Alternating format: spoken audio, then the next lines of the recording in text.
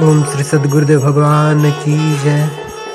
धर्म की जय हो, अधर्म का नाश हो, प्राणियों में सद्भावना हो, विश्व का कल्याण हो, सबका मंगलमय हो। सर्वे भवन्तु सुखिनः, सर्वे सन्तु निरामया। श्रीमद् भगवद गीता के अध्याय 15 के श्लोक संख्या 6 में गोलोक वृंदावन का बड़ा ही सुंदर वर्णन हुआ है, जहाँ से पता चलता है कि गोलोक वृंदावन कितना सुंदर धाम है और वहाँ क्या क्या चीज़ें उपलब्ध हैं। इस श्लोक से पता चल जाता है।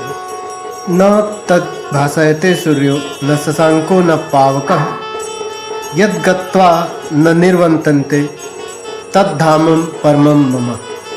अर्थात वह मेरा परम धाम न तो सूर्य या चंद्र के द्वारा प्रकाशित होता है और न अग्नि या बिजली से। जो लोग वहाँ पहुँच जाते हैं वे इस भौतिक जगत में फिर से लौटकर नहीं आते।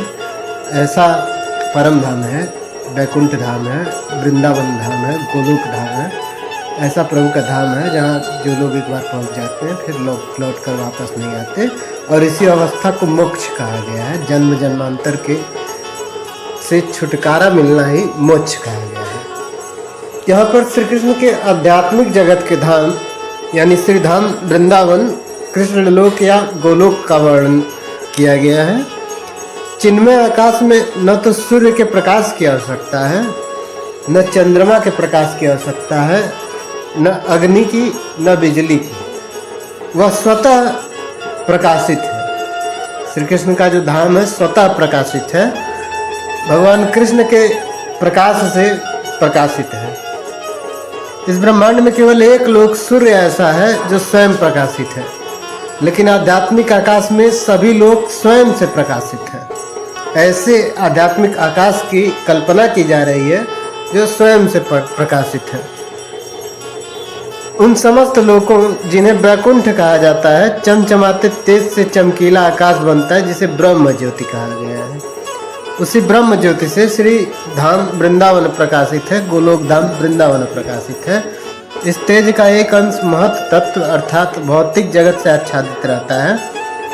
इसके अतिरिक्त ज्योतिर्मय आकाश का अधिकांश भाग तो आध्यात्मिक लोकों से पूर्ण है जिसे वैकुंठ कहा जाता है और जिनमें गोलोक वृंदावन प्रमुख है। वैकुंठ वास्तव में इस पृथ्वी से परे नहीं है। वैकुंठ गोलोक वृंदावन ही यहाँ का आध्यात्मिक, इस धरती का आध्यात्मिक वैकुंठ है। जब तक जीव इस अंधकार में जगत में रहता है तब तक वह वृद्ध अवस्था में होता है, लेकिन जो ही यह भौतिक जगत रूपी मिथ्या विकृत वृक्ष से काट कर आध्यात्मिक आकाश में पहुँचता है त्यों ही वह मुक्त हो जाता है। तब वह यहाँ वापस नहीं आता। इस बद्ध जीवन में जीव अपने को भौतिक जगत का स्वामी मानता है, लेकिन मुक्त अवस्था में वह आध्यात्मिक राज्य में प्रवेश करता है और परमेश्वर का पार्षद अर्थात परमेश्वर की परम अनुकंपा को प्राप्त होता है और परमेश्वर के सानिध्य को निरंतर प्राप्त करता रहता है। व्यक्ति को अपना कर्म कृष्ण भावना भावित इसलिए रखना चाहिए कि वह श्री धाम वैकुंठ को प्राप्त हो, मोक्ष की अवस्था को प्राप्त हो। इस आसक्ति का छेदन करना अत्यंत ही दुष्कर होता है, जिस आसक्ति से सांसारिक प्राणी सांसारिक बंधनों में बंधे होते हैं और कृष्ण भावना भावित नहीं हो पाते। तो उस प्रकार की आसक्ति का सेवन करना उचित नहीं है।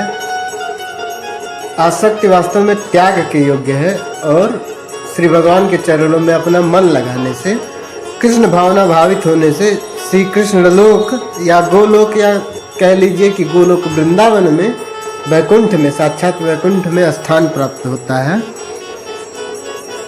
उसे ऐसे भक्तों की संगति करनी चाहिए जो कृष्ण भावना भावित हो। कहा गया कदली सीप भुजंग मुख स्वात एक गुण तीन, जैसो संगत बैठिए वैसो ही फल दीन। यानी कि स्वाति की बूंद एक ही है, कदली में पड़ जाए तो मोती बन जाएगी, भुजंग के मुख में पड़ जाए तो जहर बन जाएगा। स्वाति एक ही है और उसके 3-3 गुण हैं। तो इस प्रकार से साक्षी संगति में रहिए। जो लोग कृष्ण भावना भावित हैं उनके साथ बने रहिए और स्वयं को भी कृष्ण भावना भावित बनाइए, जिससे इस जन्म मृत्यु के बंधन से छुटकारा प्राप्त हो सके, मोक्ष की प्राप्ति हो, परम धाम गोलोक श्री वृंदावन में स्थान मिले। हमें औरन की परवाह नहीं, हमें मोक्ष की प्राप्ति चाहिए। तो श्रीधाम वृंदावन गोलोक की प्राप्ति चाहिए, तो अपने कर्मों को श्रेष्ठ बनाना होगा और जो कुछ भी करते हैं उसको श्री कृष्ण को अर्पित करते हुए चलना होगा। जय श्री